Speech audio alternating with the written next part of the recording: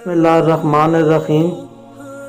رسول اکرم صلی اللہ علیہ وآلہ وسلم نے فرمایا، قیامت کے دن اہل دوزخ میں سے اس شخص کو لایا جائے گا جو دنیا میں سب سے زیادہ آسودہ دار اور خوشحال تھا۔ پس دوزخ میں ایک بار غوطہ دیا جائے گا، پھر اس سے پوچھا جائے گا کہ آدم کے بیٹے، کیا تو نے دنیا میں کبھی آرام دیکھا تھا؟ کیا تمہیں کبھی کوئی نعمت بھی ملی تھی؟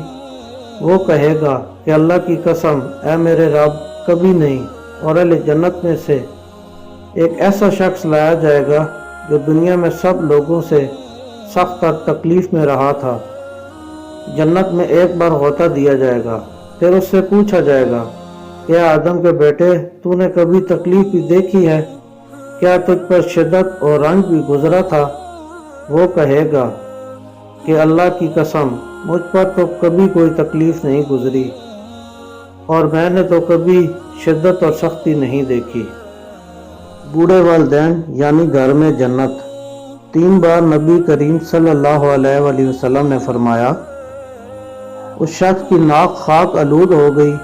پوچھا گیا، اللہ کے رسول، کس شخص کی؟ آپ نے فرمایا، جس کے ہوتے ہوئے اس کے ماں باپ دونوں یا کوئی ایک بوڑھا ہو گیا مگر وہ ان کی خدمت کر کے جنت میں داخل نہ ہوا۔